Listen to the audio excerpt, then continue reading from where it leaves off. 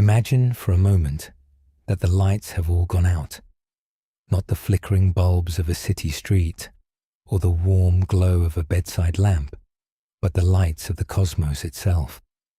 We are sitting at the very boundary of the end, a place where the final star has long since surrendered its last photon to the encroaching chill. Here, in the hollowed-out remains of a universe that once roared with the fire of 1,000,000,000,000 suns, sits a figure known only as the archivist of the void. The archivist does not watch the stars, for there are none left to see. Instead, they hold a heavy, shimmering volume, the ledger of light. Within its infinite, translucent pages is the recorded journey of every particle that ever crossed the dark, every heartbeat of a pulsar, and every sigh of a dying world. As you settle into the support beneath you, let your breathing find a slow, rhythmic ease.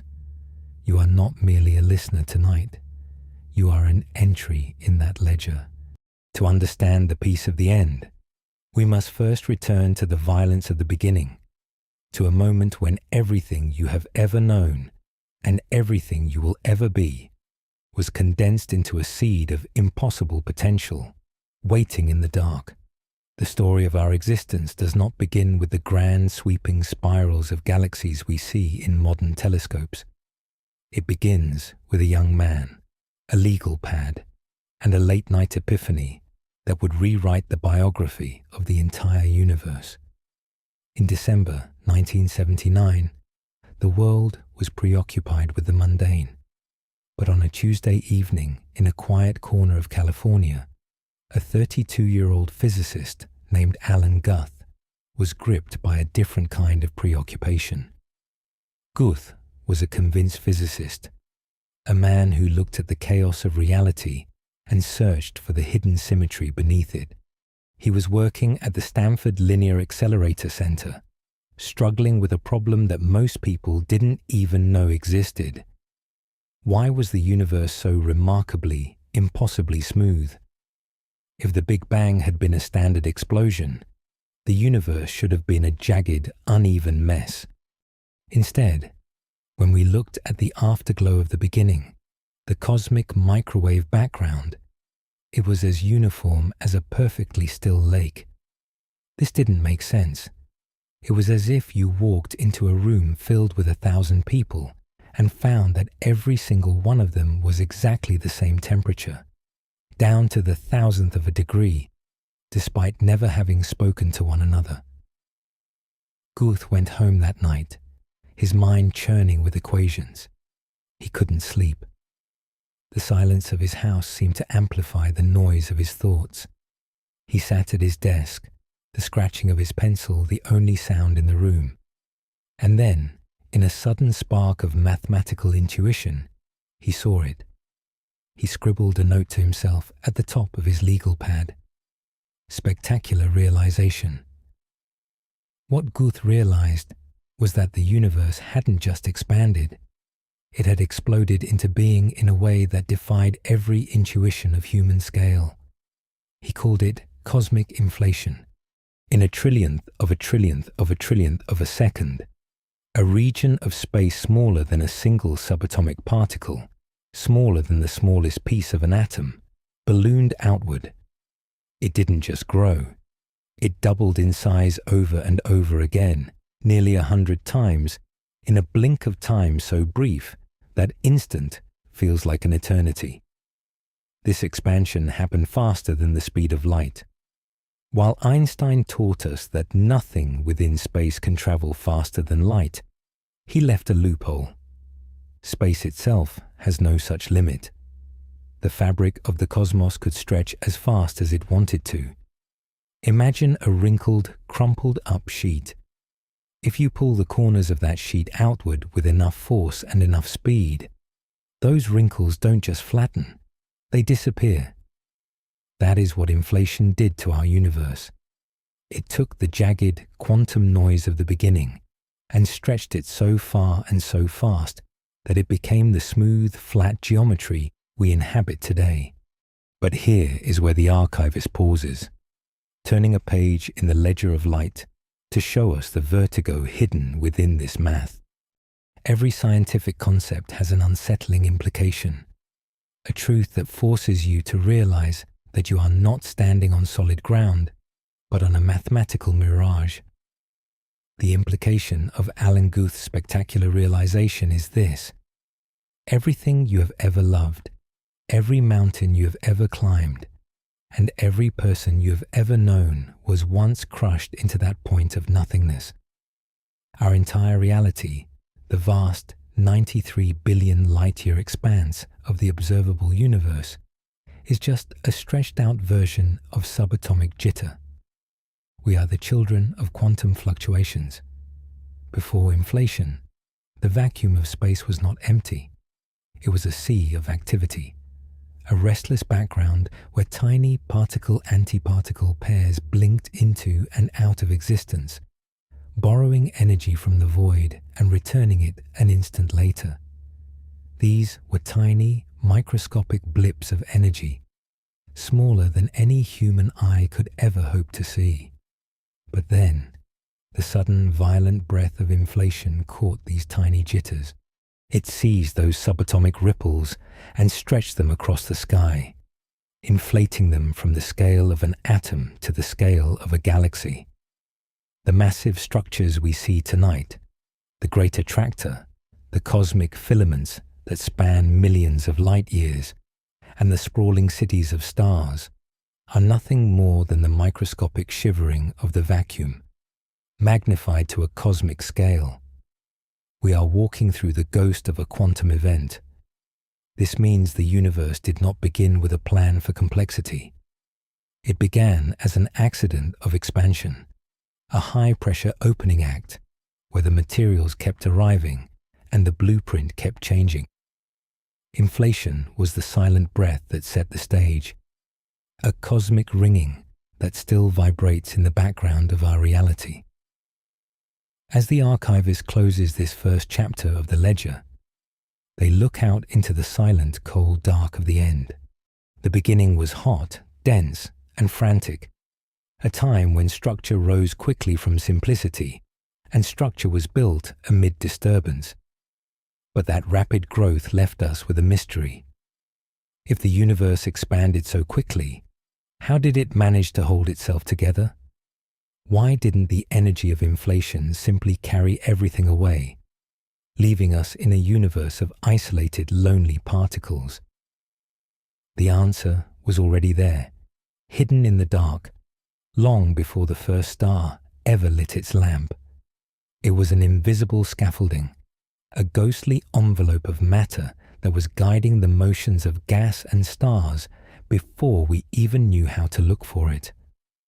To understand why the universe didn't fly apart, we must turn our gaze away from the light and toward the shadows. We must follow the story of a woman who sat in a telescope dome in the 1970s and realized that the galaxies were being held together by an invisible hand. But for now, just breathe. Let the thought of that first spectacular realization settle in your mind. You were once a ripple in the void. You were once the entire universe, contained in a space smaller than a grain of dust. And now you are here, a way for that same universe to look back at itself and wonder how it all began. The ledger of light remains open. The archivist is ready to turn the page. The archivist of the void turns a page. The shimmering paper of the ledger of light catches a spectral, non-existent glow, revealing the next movement in the biography of everything. The first chapter was about the breath, the sudden, violent expansion that stretched the subatomic into the cosmic. But expansion is a scattering force. If inflation was the universe's first great exhale, there had to be something to hold that breath, a silent architecture to prevent the newly formed matter from drifting away into an eternal, lonely dilution. We often think of the universe as a collection of things, planets, stars, gas clouds, and the great glowing spirals of galaxies. We treat the darkness between them as a stage, a passive backdrop for the drama of light. But the archivist knows better. In the ledger, the light is merely the decoration. The true story is written in the shadows. To see the skeleton of the cosmos, we must look not at what is shining, but at what is missing. The realization that our universe is built upon a hidden foundation did not come from a grand declaration by a king or a prophet. It came from a woman sitting in the freezing quiet of a mountain observatory in the 1970s, staring at a smudge of light that shouldn't have been behaving the way it was. Vera Rubin was a woman who was used to the cold. She was used to the literal chill of the telescope domes, where the air must be kept at the same temperature as the night sky to prevent the heat of human bodies from blurring the stars. But she was also used to the professional chill of a scientific community that, for decades, had viewed her as an outsider. In 1970, Vera found herself at the Kitt Peak National Observatory in Arizona, partnered with her colleague Kent Ford. They weren't looking for a new law of physics. They were simply trying to weigh a galaxy. Vera turned the massive telescope toward Andromeda, our closest galactic neighbor. Her goal was to measure how fast the stars at the very edges of that great spiral were moving. According to every law of physics we had understood since the time of Isaac Newton, a galaxy should work like a cosmic carousel. The stars near the center, where the mass is most concentrated, should be whipping around at high speeds, while the stars at the outer rim, far from the gravitational heart, should be drifting much more slowly. It is the same logic that dictates our solar system. Mercury, close to the Sun, races through its orbit, while Neptune, far in the outer dark, crawls. But as Vera examined the spectral lines, the barcodes of light that revealed the motion of distant suns, she saw something that defied all reason. The stars at the edge of Andromeda were not crawling. They were racing. They were moving just as fast as the stars near the center. Imagine a merry-go-round spinning so fast that the children on the outer edge should be flung off into the grass, their small hands unable to hold on to the metal bars. And yet, as Vera watched, the children did not fly off. They stayed glued to their seats. This was the flat rotation curve, a mathematical impossibility. If the only matter in Andromeda was the starlight and gas Vera could see, the galaxy should have flown apart millions of years ago. It should have shredded itself, scattering its billion suns across the void like a broken necklace. Something was holding Andromeda together. Something invisible, something heavy. Vera Rubin had discovered the invisible scaffolding. She had realized that the galaxies are not the main event. They are merely the foam on the crest of a massive hidden wave. The archivist pauses here, the ledger's pages vibrating with the weight of this revelation. The concept we now call dark matter is perhaps the most profound "we don't know" in the history of science. We call it dark because it does not interact with the electromagnetic spectrum. It does not emit light. It does not reflect it. It does not absorb it. It does not even cast a shadow. If you were to pass through a cloud of it, you would feel nothing. It is a ghost that only speaks the language of gravity. When astronomers look at the grand architecture of the cosmos tonight, they see that every galaxy is nested inside a massive spherical envelope called a dark matter halo. These halos are the true masters of the universe. They formed first, long before the first atom of hydrogen ever thought to ignite into a star. In the early moments after inflation, while the ordinary matter of the universe was still a hot, chaotic soup of particles, the dark matter was already beginning to clump. It was the silent architect, carving out the deep gravitational wells into which the ordinary gas would eventually fall.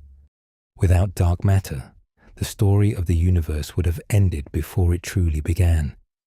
The ordinary matter, the stuff that makes up your bones, your blood, and the air you breathe, was too thin, too restless to gather on its own. It needed a trap. Dark matter provided that trap. It created the basins of gravity, the invisible hollows where the gas could collect, cool, and eventually ignite. Every star you have ever seen is a light lit inside a house made of darkness. But the scaffolding is even larger than a single galaxy. As the archivist turns the pages of the ledger, we see the true scale of this invisible design. Dark matter does not just sit in isolated halos. It forms a vast interconnected network that spans the entire 93 billion light-year expanse of the observable universe. We call it the cosmic web. Imagine a giant, three-dimensional neural network with filaments of dark matter stretching across hundreds of millions of light-years. These filaments act as cosmic highways, long hidden rivers of gravity that guide the movement of entire clusters of galaxies. Where these filaments cross, they form great nodes of immense density, the great attractors and superclusters of our reality. Between these filaments lie the voids, immense, hollowed-out regions of space where almost nothing exists, bubbles of emptiness tens of millions of light-years wide. This is the large-scale structure of existence. It is not a random spray of stars. It is an organized, geometric lattice. When we map the distribution of galaxies, we see them clinging to these invisible threads like beads on a string, or like glowing pearls caught in a spider's web. But here, the archivist looks up from the book, and the silence of the void feels heavier. For every scientific concept, there is an unsettling implication. If Vera Rubin's realization is correct, if the scaffolding is real, then we must confront the vertigo of our own insignificance. The implication of dark matter is this: we are the ghosts. Everything you have ever perceived, every mountain, every ocean, every planet, every sun, every single one of the 2 trillion galaxies in the observable sky, is a rare impurity. We are a 5% minority. The ordinary matter of our bodies, the atoms that we treat as the fundamental building blocks of reality, are actually a biological and physical anomaly. We are the soot in the chimney of a universe that is 85% invisible to us. We live in a world dominated by an untouchable majority. There are trillions of dark matter particles passing through your body at this very moment, slipping between your atoms as if you were made of nothing. They are the true substance of the cosmos, and we are merely the light-emitting dust that has settled in the corners of their great invisible halls. To understand dark matter is to realize that our senses have lied to us. We believe we are seeing the universe when we look at the stars, but we are only seeing the highlights. We are like someone looking at a city from an airplane at night, seeing the streetlights and the glowing windows, and assuming that the lights are the city. We forget the steel beams, the concrete foundations, the miles of plumbing, and the millions of people moving in the dark between the lamps. The ledger of light tells us that we are a side effect of a much larger, darker process. We are the afterglow of a gravitational engine we cannot even touch. This scaffolding, this invisible skeleton, is what allowed the universe to grow from a subatomic jitter into a structured home for complexity. It is the peace that followed the violence of inflation. It is the steady hand that kept the galaxies from flying apart, ensuring that there was enough time and enough stability for the first breath of light to occur. As you settle deeper into your rest, let the thought of this invisible framework provide a strange kind of comfort. You are not floating in a random, chaotic void. You are held. You are nested within a structure so vast and so enduring that it was already standing before the first light ever broke the dark. You are part of a cosmic web that connects you through threads of silent gravity to the farthest reaches of space. But the scaffolding was only the beginning. A house without a fire is just a cold monument. Once the dark matter had prepared the hollows, the universe needed something to fill them. It needed a way to turn the simple hydrogen and helium left over from the Big Bang into something more. It needed to learn how to shine. The archivist prepares to turn the page again. The story is moving from the framework to the fire.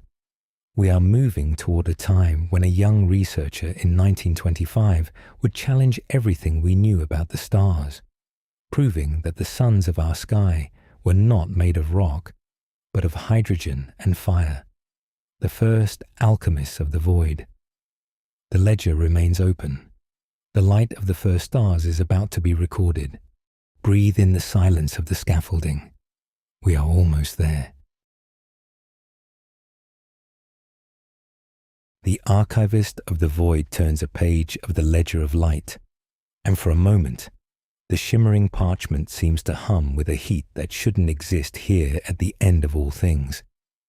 The previous chapters have told the story of the breath, the violent, explosive expansion of inflation, and the scaffolding, the invisible, dark architecture that held the universe together while it was still a lonely mist of cooling particles. But as we look into the ledger now, the pages are black. For hundreds of millions of years, the universe was a vast, dark expanse with no stars to light the way. This was the era of the cosmic dark ages. It was a time of immense neutral hydrogen clouds, a thick cosmic fog that trapped the light of the Big Bang and refused to let anything else shine. To understand how this silence was finally broken, we must travel back to 1925, to a world that was just beginning to realize how little it knew. We find ourselves in a small, cramped room at Harvard College Observatory, where a young woman named Cecilia Payne-Gaposchkin is staring at a series of photographic plates. In this era, the scientific consensus was as immovable as stone. Stars, everyone believed, were made of the same materials as the Earth: rock, iron, and heavy metals. It made sense to the human mind. We assumed the heavens must be a reflection of the ground beneath our feet.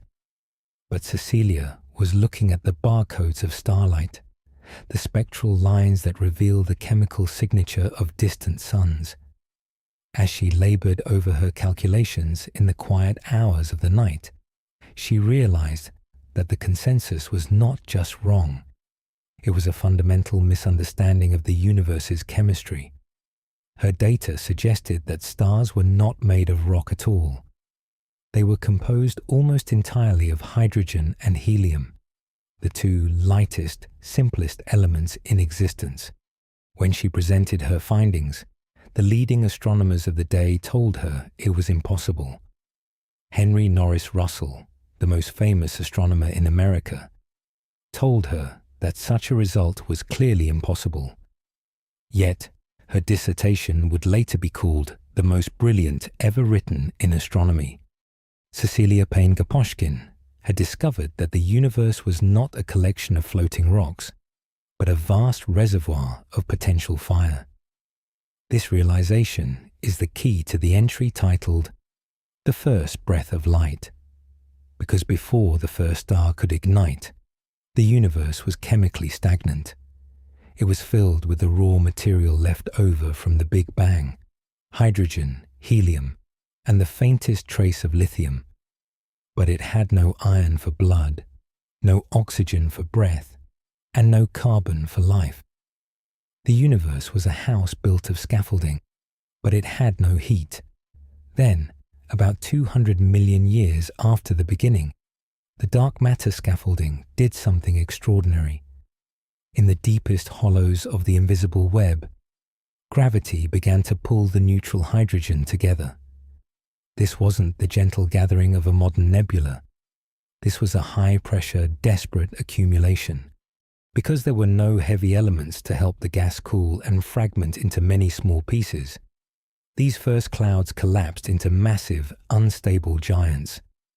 Imagine a star that makes our sun look like a flickering candle. These were the population 3 stars. They were the first lanterns in a dark cosmos, and they were monsters. These stars were hundreds of times more massive than the sun, blazing with a fierce, blue-white light 1,000,000 times brighter than anything we know today. They didn't drift through life with the patient, 10-billion-year glow of our star. They burned through their fuel with a frantic intensity, living for only a few million years before surrendering to the dark once more. But in those few million years, they changed everything. Inside their blazing hearts, the first breath of light became an act of alchemy. This is the process of nuclear synthesis, the engine of existence. Under the crushing pressure and searing heat of these first stellar furnaces, hydrogen atoms were driven together until they fused into helium. Then, as the pressure mounted, helium fused into carbon, carbon into oxygen, and eventually, the stars began to forge the very heaviest elements they could hold. As you settle deeper into your rest, consider the weight of that first ignition. The universe had been silent for an eternity of night, and then, in 1,000,000,000 places at once, the first stars switched on. Their intense radiation began to tear into the surrounding hydrogen fog, a process called reionization. Each star carved out a bubble of transparency around itself, a local zone where light could finally travel freely. These bubbles grew, overlapped, and eventually tore the darkness of the Dark Ages apart. The universe was waking up, but for every act of creation, there is a cost. Because these first stars were so massive and so hot, they were destined for a violent end. When they reached the point where they were forging iron in their cores, the furnace stalled. Iron is a dead end for ordinary fusion. It does not release energy when it fuses, it consumes it. In a fraction of a second, the outward pressure that had held the star against gravity vanished. The core collapsed, and the star exploded in a supernova so powerful it could outshine an entire galaxy. These first explosions were the ultimate delivery system of the cosmos. They scattered the newly forged carbon, oxygen, and iron across the void, seeding the once pristine gas clouds with the ingredients for everything that followed. Without these brief, brilliant deaths, there would be no rocky planets, no mountains, and no one to wonder about them. The archivist pauses here, the ledger's pages vibrating with a truth that provides a moment of profound cosmic vertigo.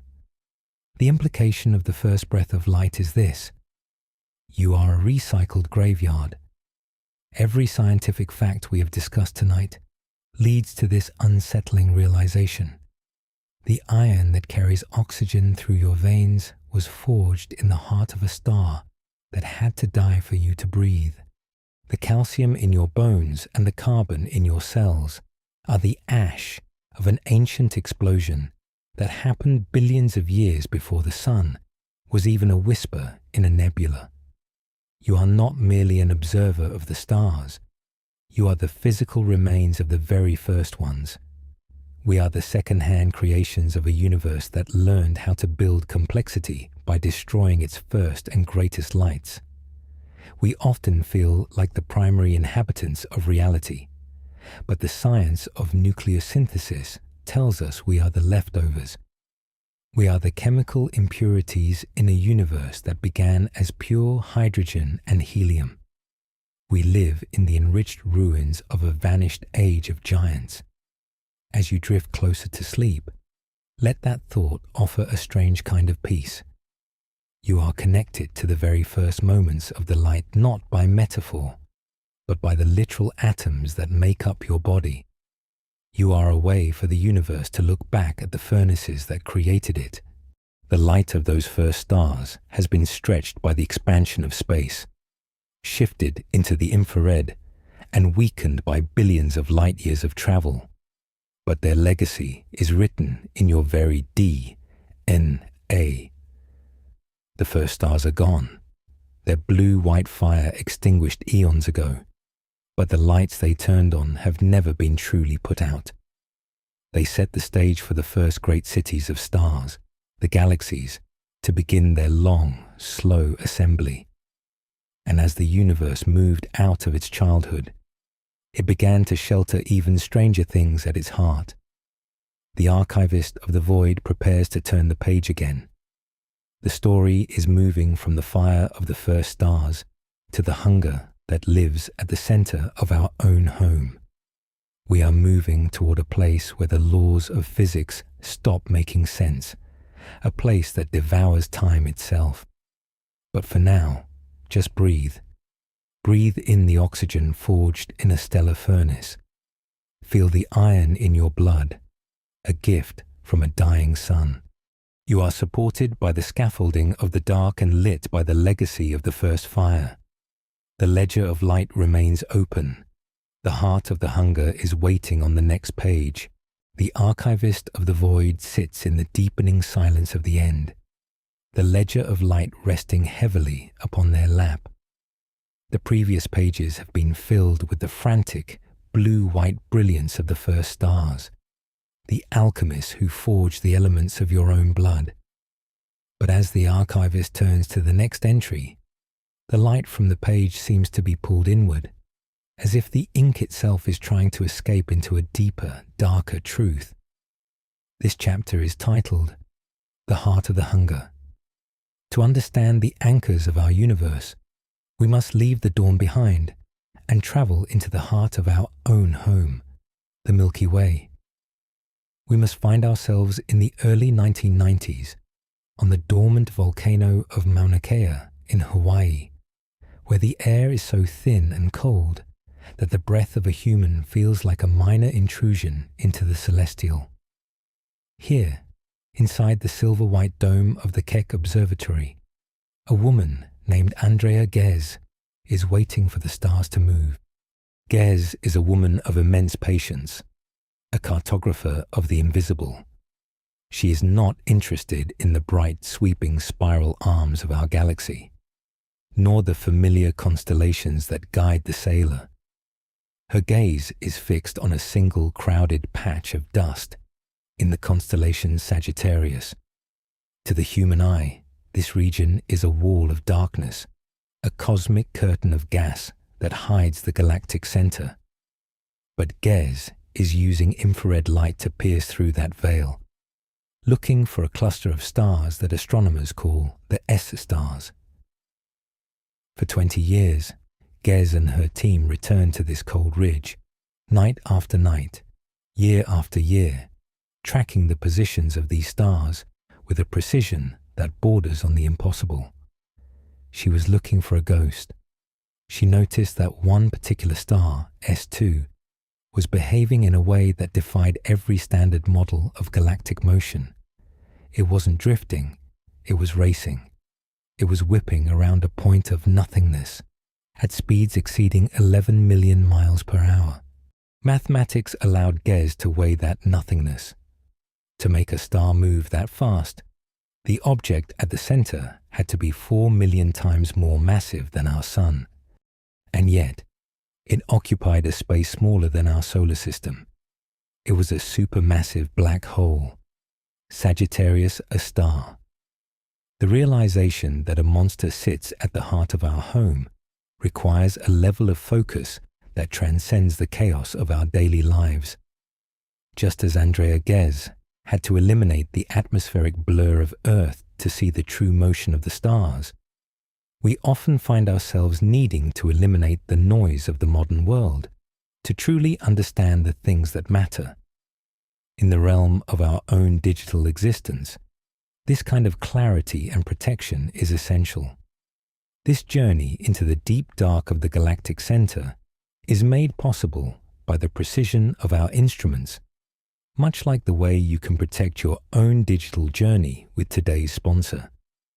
When navigating the vast, often invisible networks of the internet, you are frequently exposed to cosmic noise, trackers, unsecure connections, and digital shadows that try to monitor your every move. This is why having a reliable anchor is crucial. Sponsor product acts as your personal event horizon, ensuring that your private data stays exactly where it belongs, with you.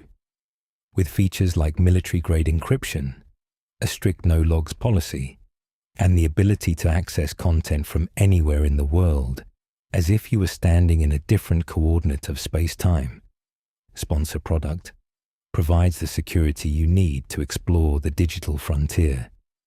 Whether you are researching the mysteries of the void or simply settling into a quiet evening of relaxation, you can rest easy knowing your connection is shielded.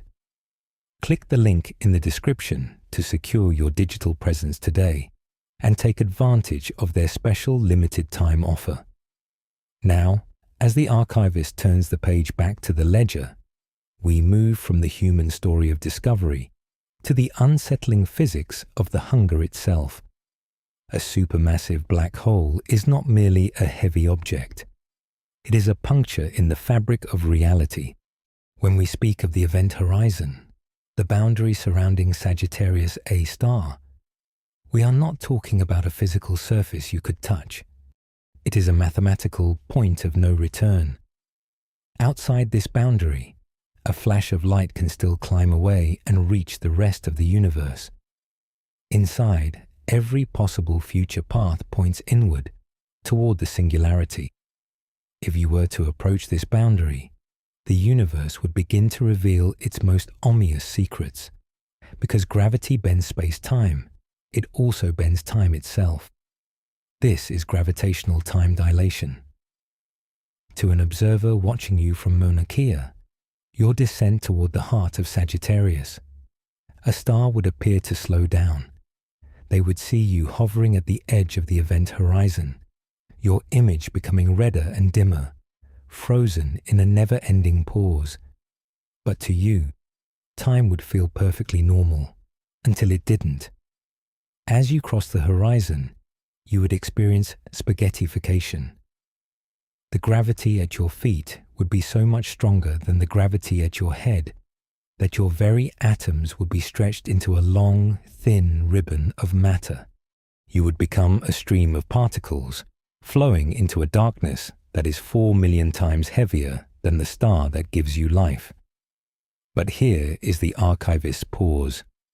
The moment of vertigo that forces you to understand what we are actually saying. The unsettling implication of the heart of the hunger is this. At the center of our home galaxy sits a monster that devours time itself. If you fell into Sagittarius, a star, you wouldn't just die. You would be erased from the record of the light. Because time and space trade places inside a black hole, the inward direction toward the singularity becomes your future. You cannot go back to the event horizon for the same reason you cannot go back to yesterday. The past, and everything you were within it, is physically cut off from the rest of the universe. We like to think of our galaxy as a stable city of stars, a permanent monument to cosmic order. But the science of the galactic center tells us otherwise. The Milky Way is, in a very real sense, a halo around a single act of gravitational fire. We are the accidental debris orbiting a central engine of destruction. Sagittarius. A star is currently resting, a quiet monster that only occasionally flares as a stray cloud of gas drifts too close and is torn apart. But in the early universe, black holes like this were not quiet. They were quasars, the brightest beacons in existence. They outshone entire galaxies, dumping so much energy into their surroundings that they could shut down the birth of new stars across millions of light years.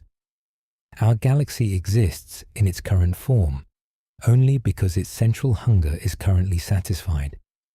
We are living in a temporary window of peace, a brief interval between the violent growth of the center and the eventual merger with our neighbor, Andromeda, which will awaken the monster once more. As you settle deeper into your rest, let the thought of this massive anchor provide a strange sense of stability. You are not floating in a directionless void. You are part of a grand sweeping rotation, held in place by a heart of darkness that was there before the first planets formed and will be there long after the last human has been forgotten. You are a witness to the celestial clockwork, a small, glowing entry in the ledger that acknowledges the power of the hunger at the center of the home. The ledger remains open. The archivist is ready to turn the page, moving from the dark heart of the galaxy to the vast, shimmering architecture that connects them all. We are moving from the hunger of the center to the threads of the web. Breathe in the cold air of Mauna Kea. Feel the steady, ancient pull of the center. We are going deeper into the design. The archivist of the void sits in the profound, absolute silence of the end of all things, the ledger of light resting upon their lap like a heavy, shimmering tombstone for a reality that has long since exhaled its last. We have journeyed through the violent, sudden breath of inflation that stretched the subatomic into the cosmic. We have felt the weight of the invisible scaffolding of dark matter that prevented the universe from dissolving into a lonely, thinning mist. We have witnessed the first alchemical fires of the population 3 stars, the monsters that died so that your blood might carry iron and your lungs might pull in oxygen. And we have peered into the heart of the hunger, the supermassive black hole Sagittarius, a star that anchors our own galactic home while devouring the very concept of time. But as the archivist prepares to turn the page once more, the ledger doesn't just show us individual points of light or isolated centers of gravity. It reveals the lines between the points.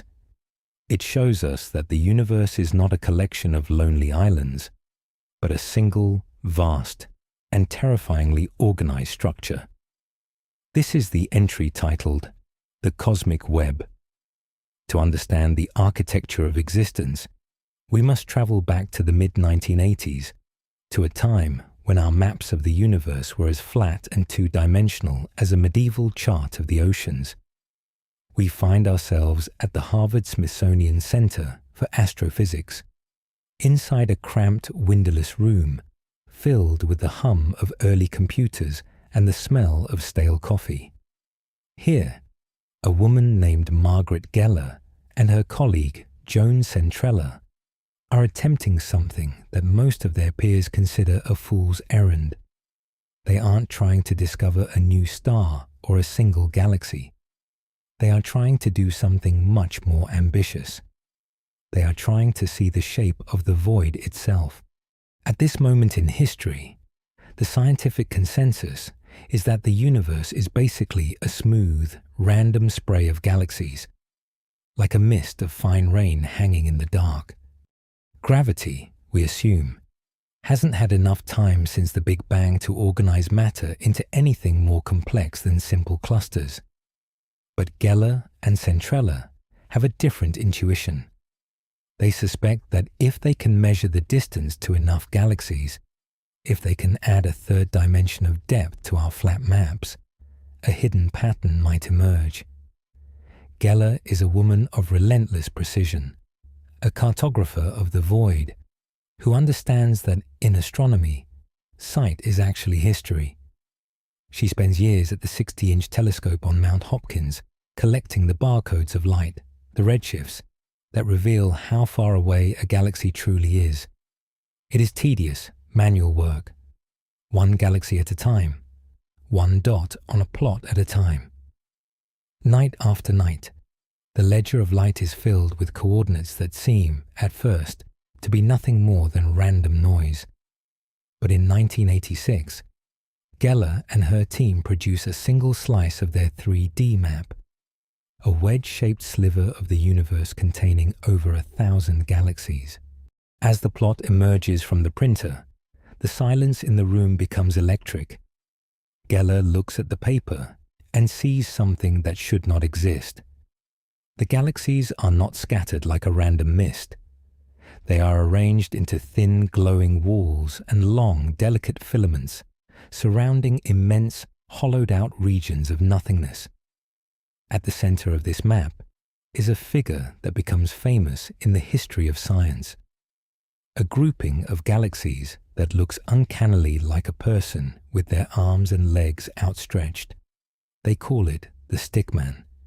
But the stickman is just a tiny part of a much larger, more haunting realization. The universe is not a mist. It is a sponge. It is a foam. It is a web. The archivist pauses here, the translucent pages of the ledger vibrating with the scale of this design. What Margaret Geller and Joan Centrella discovered was the large-scale structure of the universe. We now know that the cosmos is organized into a vast, interconnected network that spans the entire 93 billion light-year expanse of the observable universe. This is the cosmic web, the ultimate expression of the invisible scaffolding we discussed in Chapter 2. Imagine a giant three-dimensional lattice of dark matter filaments stretching across hundreds of millions of light years. These filaments are the cosmic highways of reality, long hidden rivers of gravity that guide the movement of entire clusters of galaxies. Where these filaments cross, they form great nodes of immense density, the great attractors and superclusters that anchor our reality. Between these filaments lie the voids, immense, hollowed-out bubbles of space where almost nothing exists, some spanning over 300 million light-years of absolute chilling emptiness. This structure was seeded in the very first moments of existence, long before the first star ever lit its lamp. When we look at the cosmic microwave background, the afterglow of the Big Bang, we see tiny temperature ripples, variations of just a few millionths of a degree. Those tiny ripples were the DNA of the cosmic web. During inflation, these subatomic jitters were stretched to a cosmic scale, creating the density differences that gravity would eventually amplify into the filaments and voids we see tonight. But here, the archivist looks up from the book, and the silence of the end of time feels heavier, more personal. For every scientific concept, there is an unsettling implication, a truth that forces you to realize that you are not merely looking at the universe, but that you are being looked at by it. The unsettling implication of the cosmic web is this: the universe appears to be organized like a giant mind, yet there is no one there to think its thoughts. When astronomers use supercomputers to simulate the growth of the cosmic web over 13.8 billion years, and when they compare those maps to the neural networks of a human brain, the resemblance is not just poetic, it is mathematical. The dense nodes of galaxies are like neurons, and the filaments of dark matter and gas are like axons connecting them. The distribution of mass, the clustering of information, and the pathways of energy all follow the same fundamental patterns found in the architecture of biological consciousness. We are living inside a structure that looks like a brain on a scale of billions of light years. We are tiny, microscopic sparks on a single axon of a mind we cannot comprehend. And yet, as far as we can tell, there is no consciousness behind it. There is no central ego, no I that inhabits the cosmic network.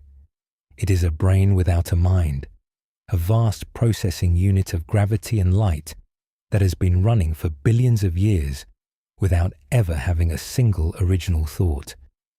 This realization brings a profound sense of cosmic vertigo. If the largest thing in existence is indistinguishable from the structure that allows you to wonder about it, it suggests that complexity is not an accident. It is a fundamental law, It suggests that the universe was always destined to build something that looks like a mind, even if that mind is empty. We often think of ourselves as the thinking parts of the cosmos, the way for the universe to know itself, as Carl Sagan once said. But the Ledger of Light tells a different story. It tells us that we are the side effects of a much larger, darker process. We are the light-emitting dust that has settled in the corners of a massive gravitational engine that mimics the shape of our own thoughts. The cosmic web was standing long before the first atom of hydrogen ever thought to ignite, and it will remain a silent neural network long after the last star has gone cold. As you settle deeper into your rest, let the thought of this vast, shimmering architecture provide a strange kind of comfort.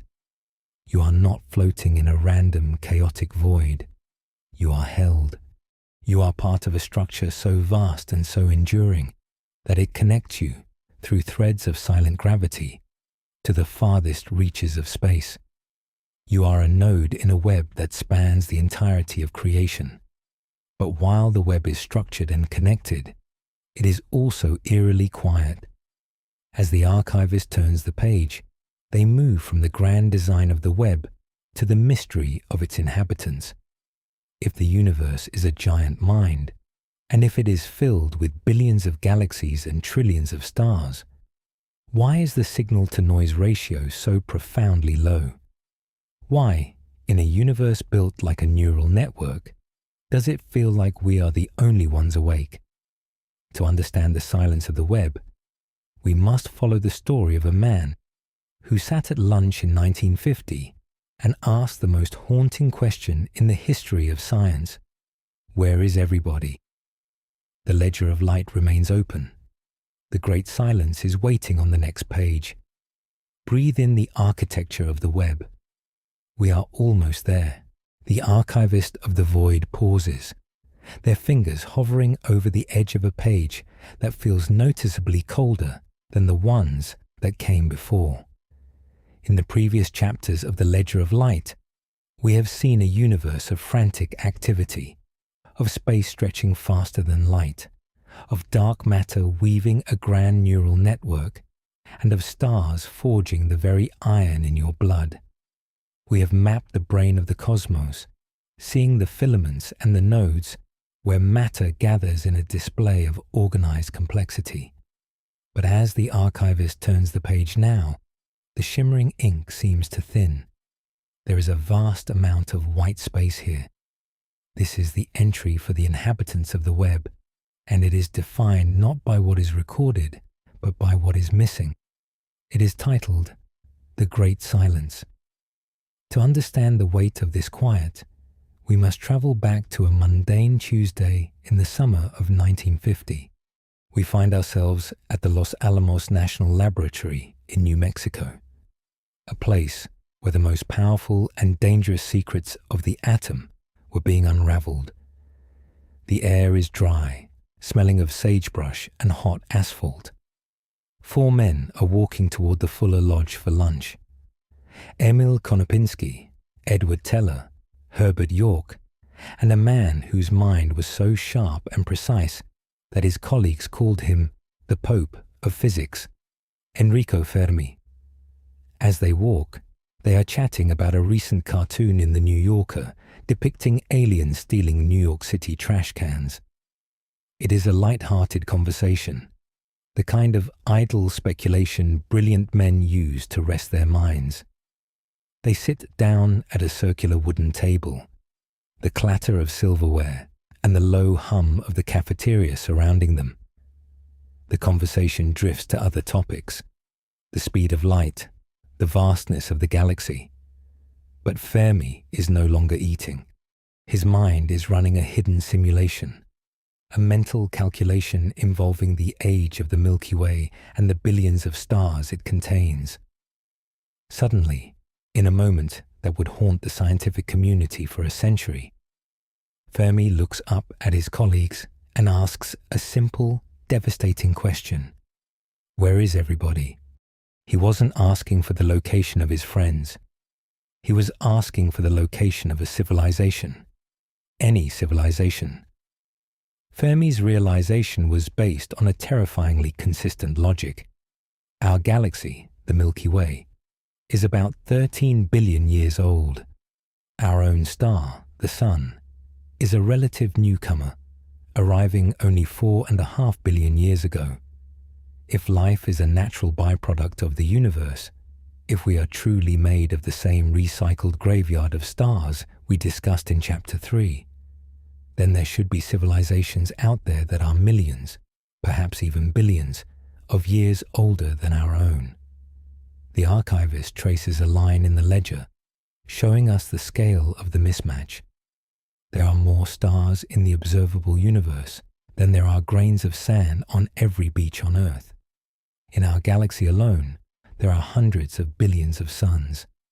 Even if life is a 1 in a billion miracle, the sheer numbers suggest the galaxy should be teeming with voices. It should be a riot of signals, a neon-lit landscape of engineering and communication. And yet, when we point our most sensitive radio telescopes at the heart of the cosmic web, we hear only the static of the vacuum. We hear the hiss of hydrogen and the rhythmic ticking of pulsars, but of the others, there is nothing. Total, absolute silence. As you lie there, let the scale of this paradox settle into your breathing. We are not just looking for a signal, we are looking for a reason for the quiet. This silence has led us to a concept known as the Great Filter. It is a theory that suggests there is an evolutionary wall, a barrier so difficult to cross that almost no one survives it. It is a biological or technological bottleneck that stops a civilization before it can reach the stars. The archivist pauses, and here we must confront the unsettling implication of the Great Silence. For every scientific concept, there is a moment of vertigo, and this is ours. The implication of the Fermi paradox is this: we are either the first or we are the last. Or worse, we are living in a galaxy of silent ruins we haven't learned to see yet. If the Great Filter is behind us, if the hard part was the transition from simple chemistry to a self-replicating cell, then we are the winners of a cosmic lottery. We are the first sparks of meaning in a brain that has been empty for billions of years. The silence is the sound of a universe waiting for us to fill it. But if the Great Filter is ahead of us, if civilizations naturally destroy themselves through the very technologies they use to reach for the stars, then the silence is not an invitation. It is a warning. It suggests that the now we inhabit is a temporary peak before an inevitable fall. It means that the Milky Way is not empty because life is rare, but because life is fragile. We might be looking out into a cosmic graveyard where every star once hosted a world of dreams and heartbeats that has since surrendered to the dark. We often think of ourselves as the thinking parts of the cosmos, the way for the universe to know itself. But the Great Silence forces us to realize that we might be an orphan. We are a biological anomaly in a universe that builds minds that look like galaxies, as we saw in Chapter 5, but refuses to let them think. There is a chilling possibility hidden in the ledger of light called the dark forest theory. It suggests that the universe is quiet not because it is empty, but because it is dangerous. In this view, any civilization that broadcasts its presence is a target. The silence is a survival strategy. To be heard is to be found, and to be found is to be erased. If this is true, our attempts to signal the stars are not an act of curiosity, but a suicidal scream into a dark woods, where everyone else is hiding with their breath held. As you drift closer to sleep, let the thought of this vast, quiet architecture provide a strange kind of intimacy. Whether we are the first or the last, the silence makes our presence tonight profoundly significant. We are a single, flickering candle in a mansion that spans 93 billion light years. The silence doesn't just mean we are alone. It means we are responsible. If we are the only entries in the ledger that can actually read the book, then our survival is the only thing that gives the universe a history. The archivist of the void looks out from the lodge of Los Alamos, past the sagebrush and the mountains, and toward the cold end of time where we sit now. The signal-to-noise ratio is still 0. We are the signal. But if we are indeed an accident, a 1 in a billion mistake of chemistry, then we must ask how that mistake was even allowed to happen. How did matter, which usually annihilates itself into pure light, manage to survive long enough to build a person who can wonder why it's so quiet? The archivist prepares to turn the page again. We are moving from the silence of the inhabitants to the clerical error that allowed them to exist in the first place. We are moving toward a time when a physicist in a library would realize that everything you see is a leftover from a war that matter almost lost. But for now, just breathe. Breathe in the quiet of the great silence. Feel the weight of being the only one awake in a sleeping cosmos. You are held by the scaffolding, lit by the ancient fire, and anchored by the heart of the hunger. The ledger of light remains open. The clerical error of existence is waiting on the next page. The archivist of the void sits in the absolute heavy stillness of the end, the ledger of light resting upon their knees. The previous chapters have been filled with the grand architecture of the cosmos, the scaffolding of dark matter, the ignition of the first stars, and the silent brain of the cosmic web. But as the archivist prepares to turn the page once more, they do not look out at the void. They look at the ledger itself. They look at the very ink. There is a question that precedes every star we have discussed, a question that sits at the root of your own heartbeat.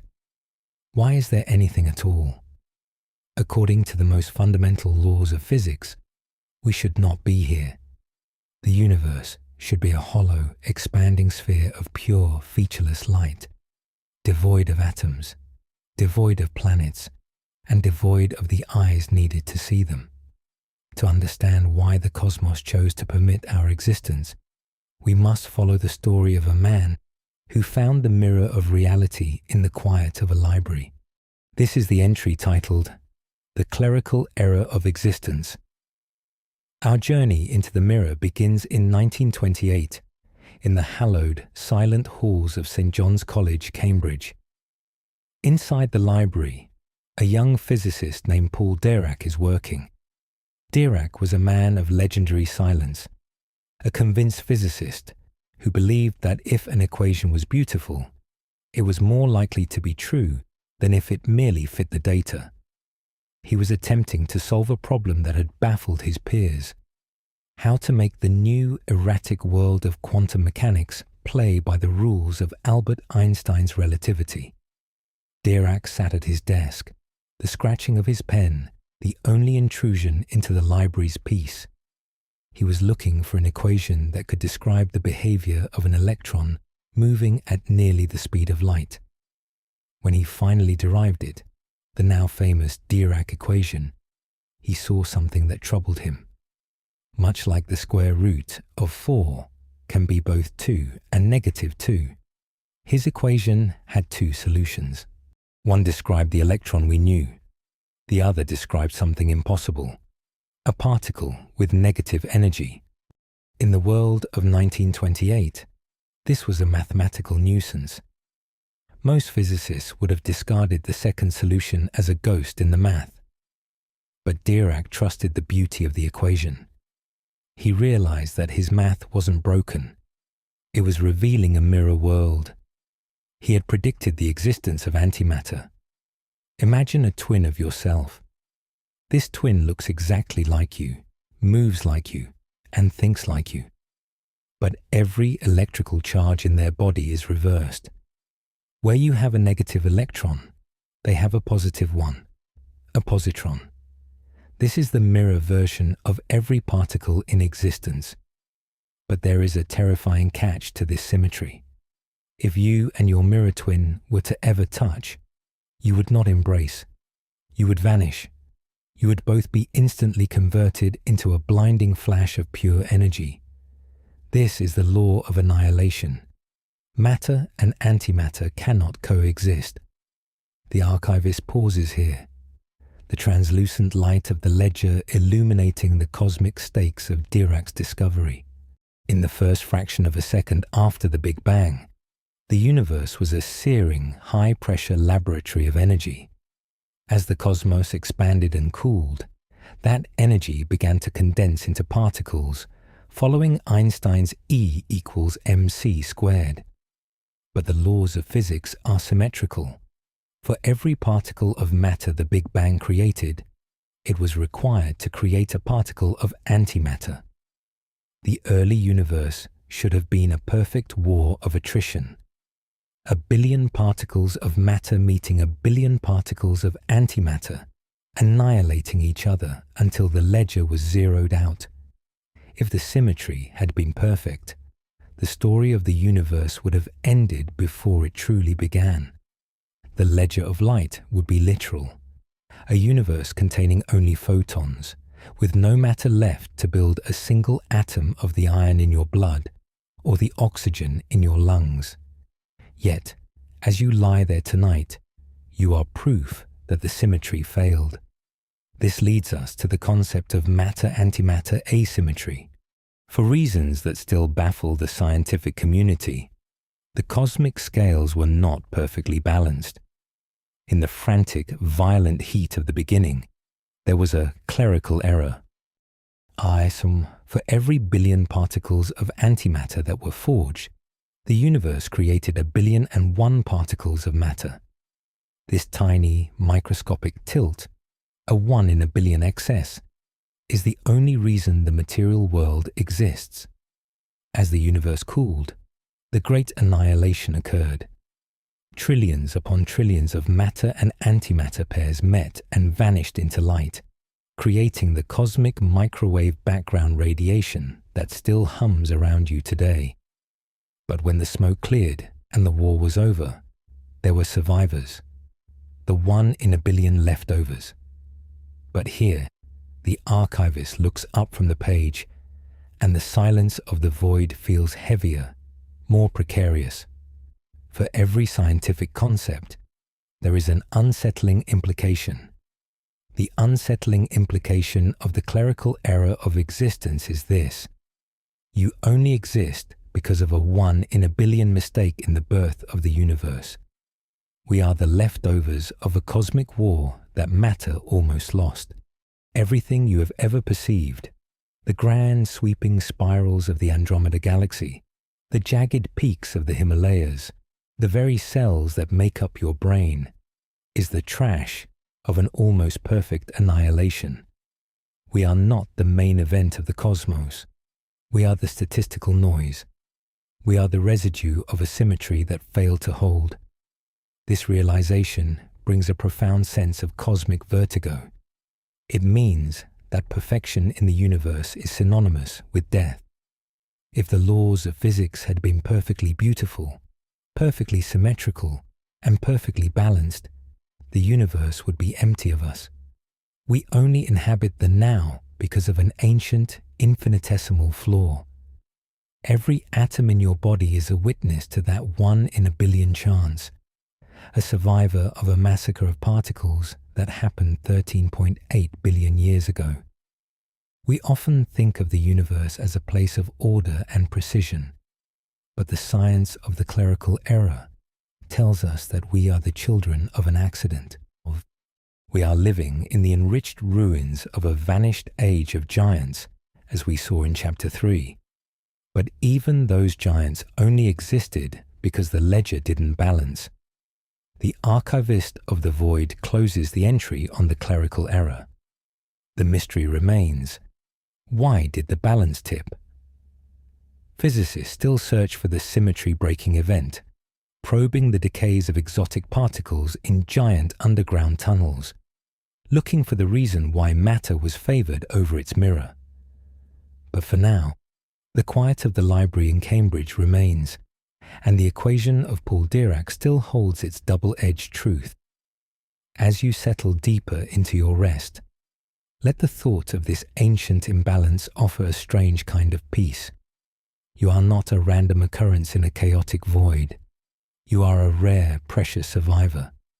You are the 1 in a billion who made it through the fire. You are the signal that remained when the noise of annihilation finally fell silent. But while we are the survivors of the beginning, we must ask what kind of reality we have actually inherited. If our very existence is a mathematical fluke, is the world we see around us truly as solid as it feels? Or are we merely living in a projection, a mirage of space that hides an even deeper, flatter truth? The archivist is ready to turn the page once more.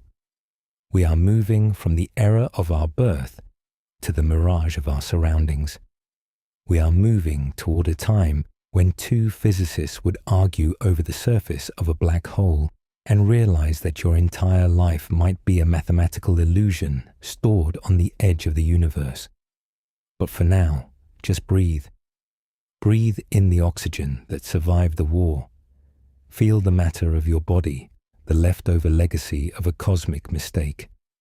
You are supported by the scaffolding, lit by the fire, anchored by the hunger, and permitted by the error. The ledger of light remains open.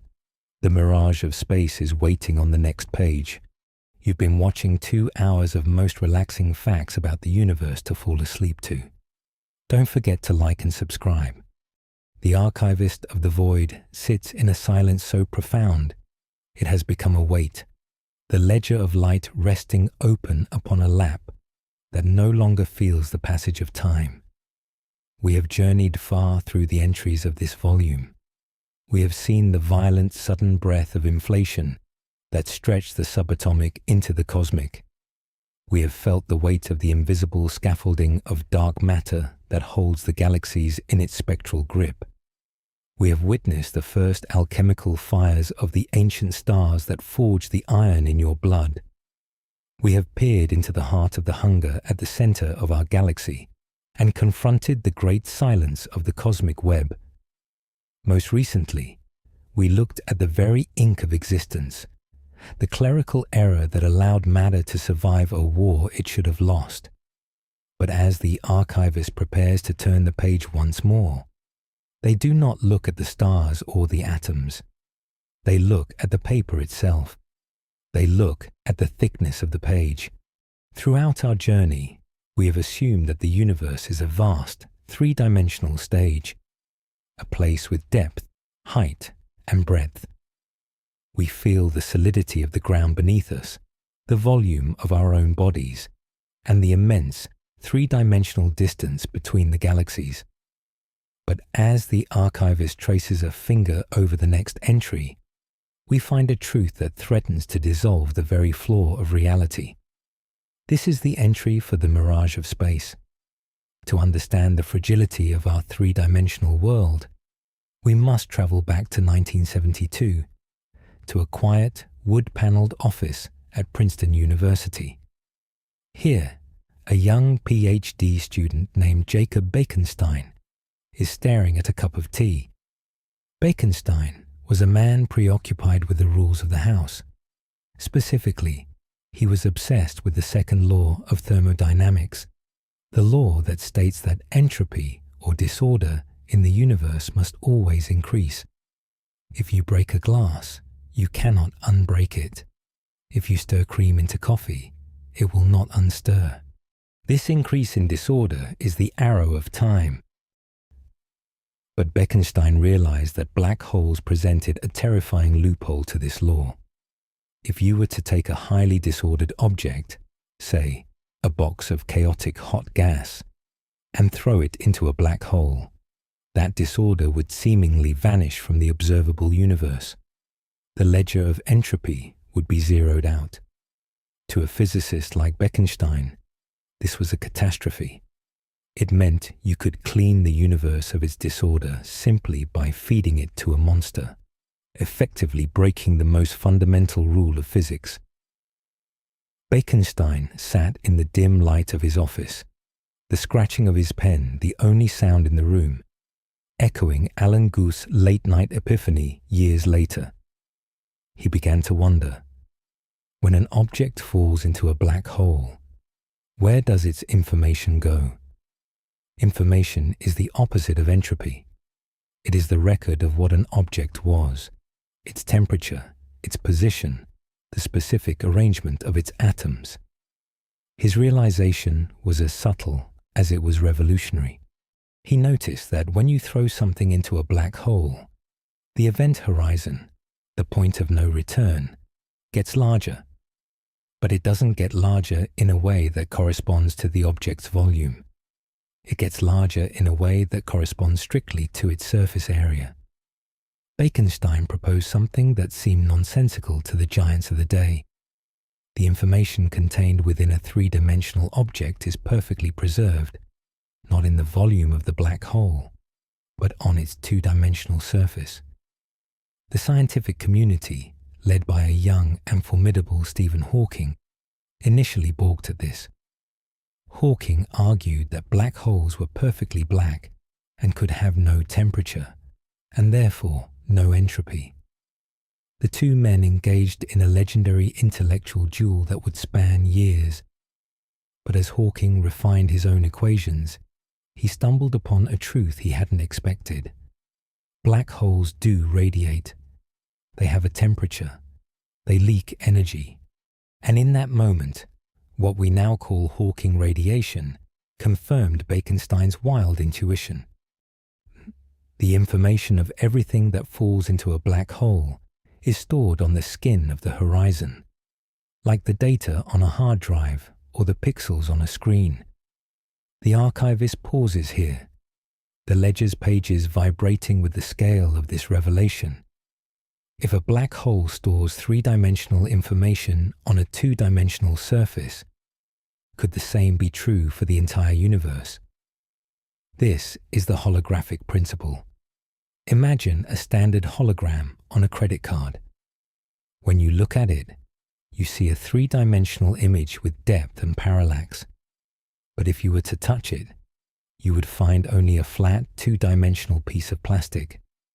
The 3D image is an illusion created by information encoded on a two-dimensional surface. In the late 1990s, physicists like Leonard Susskind and Gerard T. Hooft expanded Bekenstein and Hawking's work to the largest possible scale.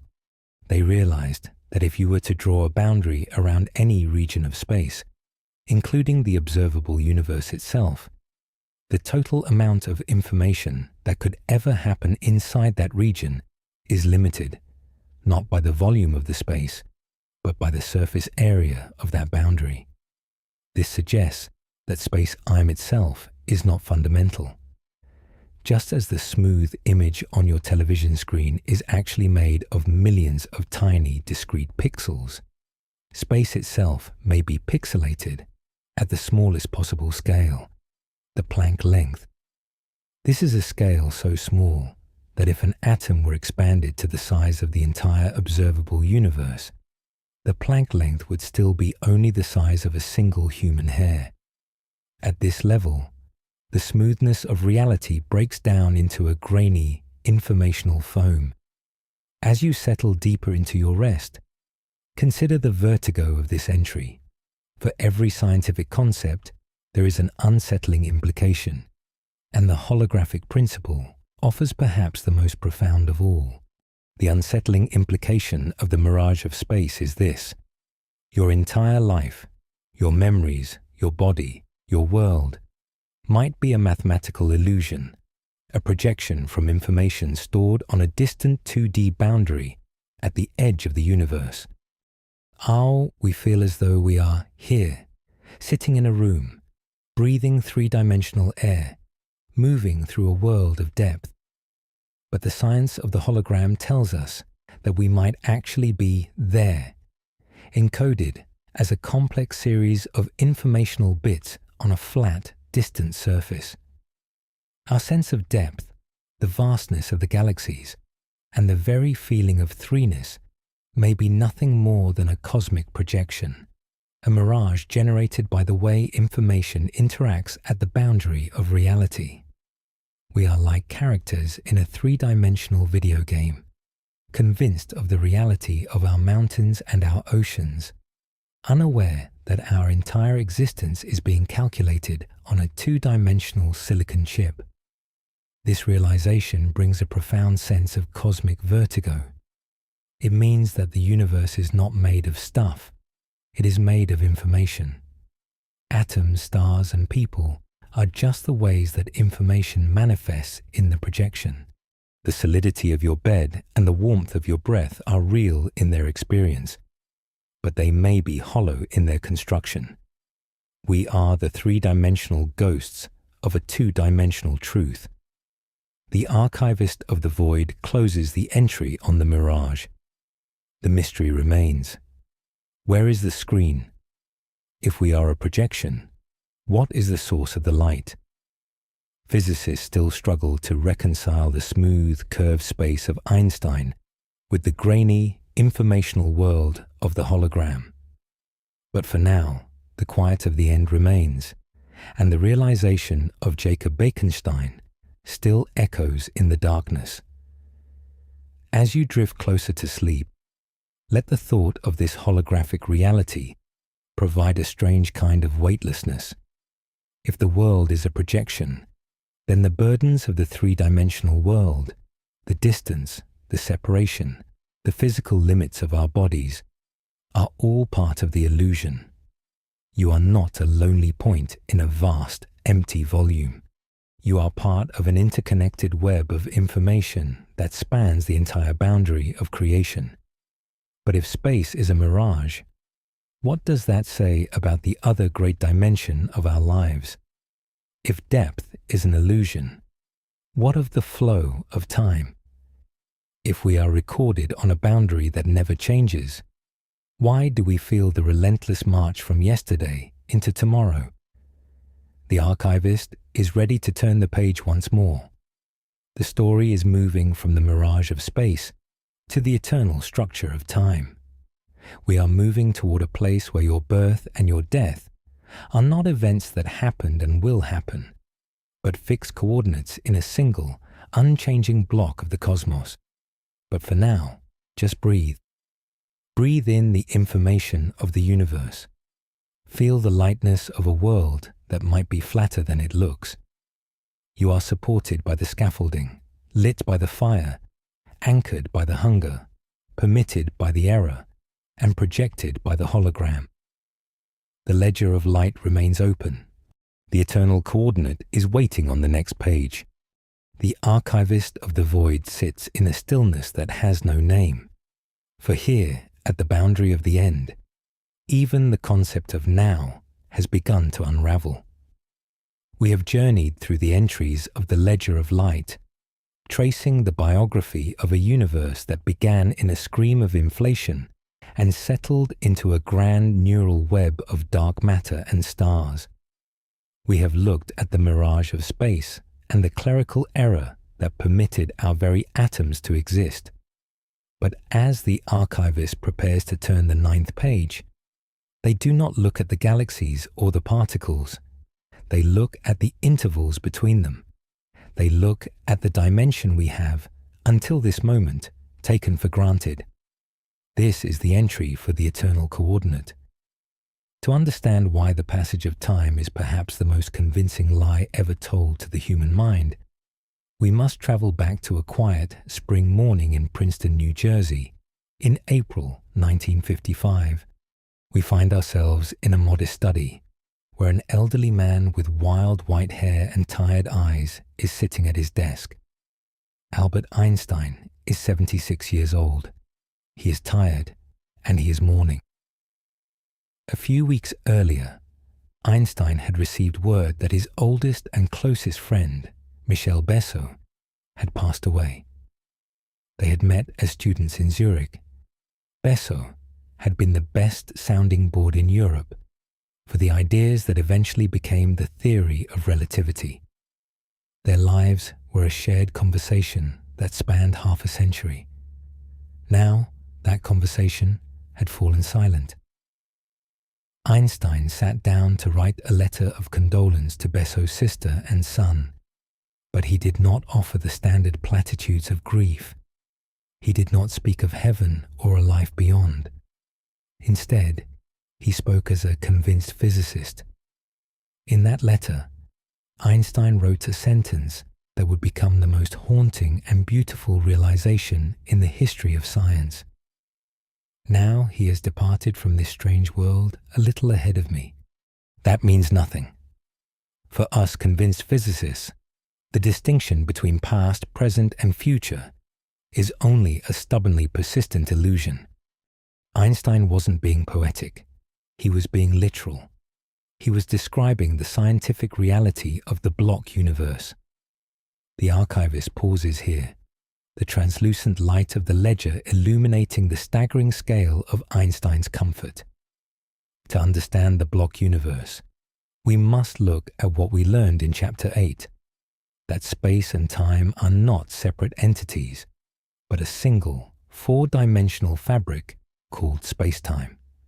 In our daily lives, we experience time like a movie being projected onto a screen, one frame at a time, always moving forward, with the previous frame vanishing into memory and the next frame yet to exist. We call this the flow of time, but the mathematics of relativity tells a different story. If you were to zoom out from the universe, if you were to stand where the archivist stands, you would see that time does not flow at all. Instead, it is a coordinate, exactly like height, width, and depth. Imagine a massive loaf of bread. This loaf represents the entirety of the universe, all of space and all of time. A single moment is just a thin slice of that loaf. Your now is simply the slice you happen to be standing in. But because time is linked to motion and gravity, different observers in the universe, someone racing on a rocket, or someone sitting near the event horizon of Sagittarius A star, will slice that loaf at different angles. What is now for you might be the past for an alien in a distant galaxy, and the future for a traveler in a high-speed craft. If now is different for everyone, then there can be no objective present. And if there is no objective present, then the past and the future must be just as real and just as present as the moment you are experiencing right now. This leads us to the concept of emergent time. It suggests that the feeling of time passing is not a fundamental law of physics, but a trick of our biological perspective. We are three-dimensional creatures sliding through a four-dimensional block, perceiving the change as flow, only because our brains are built to record memories in one direction. In reality, the entire loaf of bread exists all at once. The Big Bang isn't gone in the past. It is sitting at the beginning of the block. The end of the universe isn't waiting in the future. It is fixed at the other end. As you settle deeper into your rest, consider the weight of this entry. For every scientific concept, there is an unsettling implication, and the block universe offers perhaps the most profound vertigo of all. The unsettling implication of the eternal coordinate is this: every moment you have ever lived is still happening. Your childhood, your first love, and your final breath are fixed, eternal points in the block of the cosmos. Nothing is ever truly lost. We feel as though our lives are a sequence of disappearances, that the person you were yesterday has vanished to make room for the person you are today.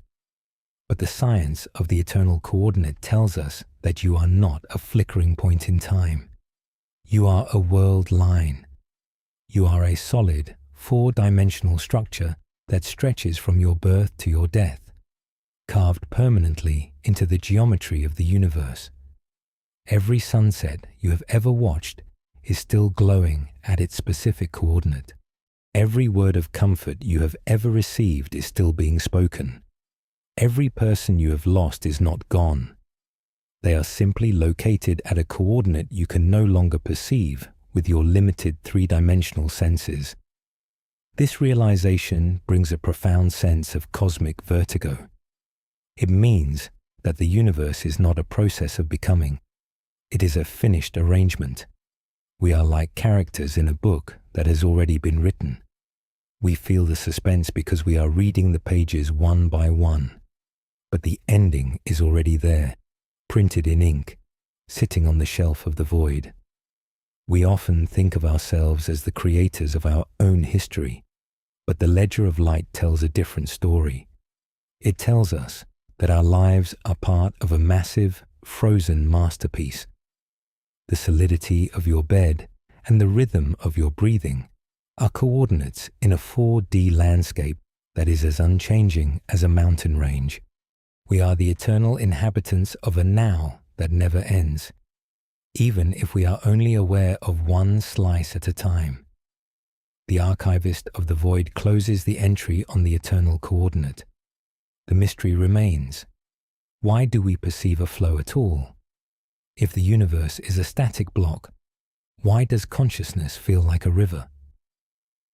Physicists and philosophers still argue over the arrow of time, searching for the reason why entropy forces our perspectives to move in only one direction.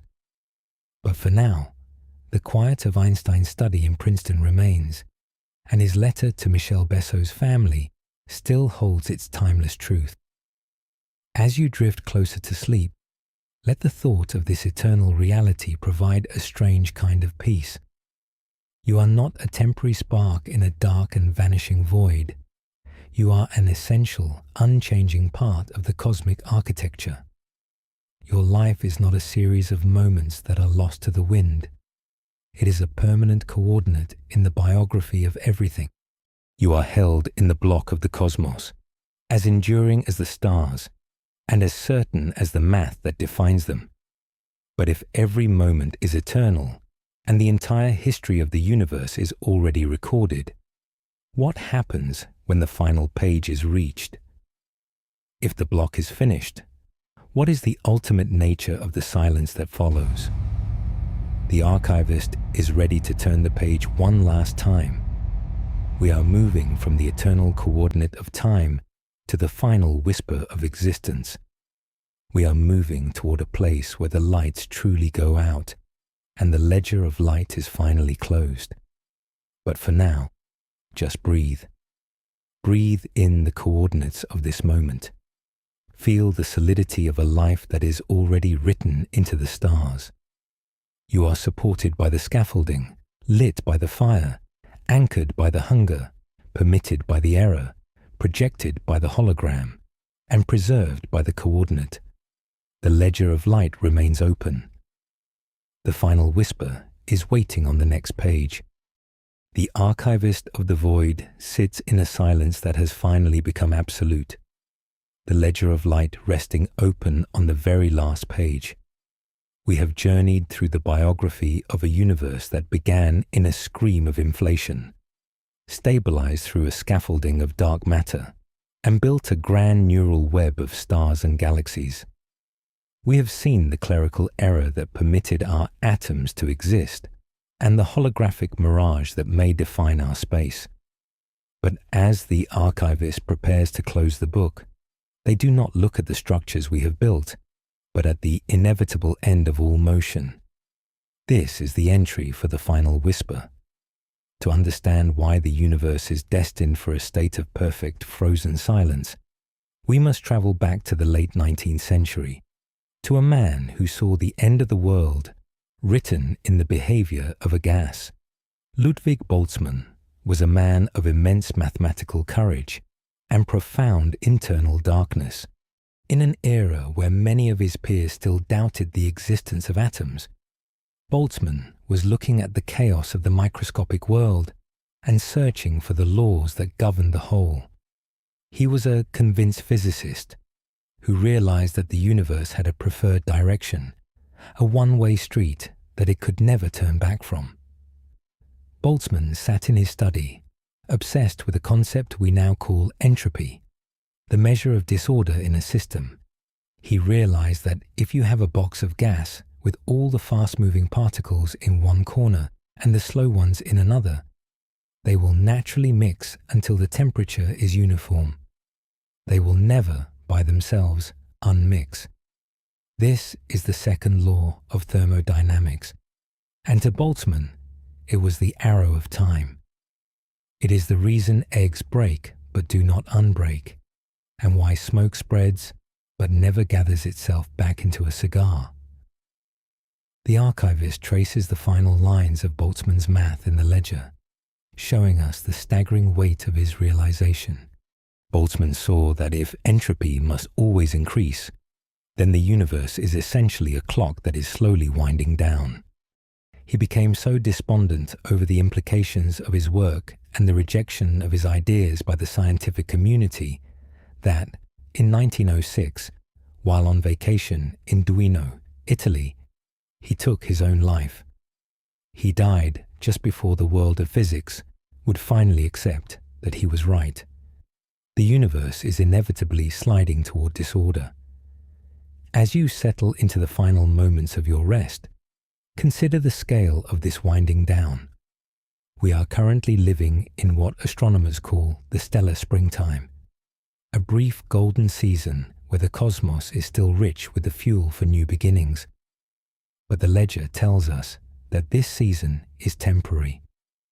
Billions of years from now, the galaxies will run out of the coal gas needed to form new stars. The sky will begin to dim by degrees. The blue giants will fail first, followed by the sun-like stars, leaving only the tiny, cool red dwarfs to simmer for trillions of years. Eventually, even those slow-burning embers will exhaust their fuel and cool into black dwarfs, invisible, cold spheres of degenerate matter that have never existed yet, because the universe is still too young to have produced them. The archivist turns the page to reveal a universe of shadows. After the stars are gone, only the black holes will remain, anchoring the centers of lonely, darkened galaxies. But even these monsters are not eternal. As we learned from the duel between Bekenstein and Hawking, black holes leak a faint, ghostly heat. Over unimaginably long spans of time, trillions upon trillions of years, even the largest black holes will evaporate into featureless radiation, vanishing in a final microscopic burst of light. But there is a second off switch hidden in the ledger, one that provides the ultimate cosmic vertigo. This is the theory of vacuum decay. While Boltzmann's heat death is a slow, gentle fade, vacuum decay is a sudden erasure. It stems from the possibility that our universe is currently in a false vacuum state, a state of energy that is stable but not the lowest possible state. Imagine a ball sitting in a small dip on the side of a mountain. It is stable for now, but if it were to receive just the right nudge, it would roll down to the very bottom of the valley. If the Higgs field, the field that gives particles their mass, were to transition to this lower energy state in a single point in space, it would create a bubble of true vacuum. This bubble would expand outward at the speed of light, rewriting the laws of physics and erasing all matter, all stars, and all memory instantly. Because it travels at the speed of light, you would never see it coming. The universe would simply cease to be before the signal of its end could even reach your eyes. The archivist pauses, and here we confront the most unsettling implication of the final whisper. The unsettling implication of the end is this: the universe was not built to last. It was built to experience itself for a brief, glowing season before returning to a state of perfect, silent equilibrium. We feel as though we are the main characters of an eternal drama, but the science of the end tells us that we are a side effect of the universe's journey toward stillness. Our existence is only possible because the universe is currently in a state of imbalance, a temporary window where energy is still flowing from hot to cold. We are the sparks thrown off by a fire that is eventually going to go out. The structures we have admired tonight, the cosmic web, the first stars, the black holes, are all part of a finished arrangement that is simply waiting for its final coordinate to be reached. This realization brings a profound sense of peace. If the end is a state of perfect equilibrium, then the silence we explored in Chapter 6 is not an absence, but a destination.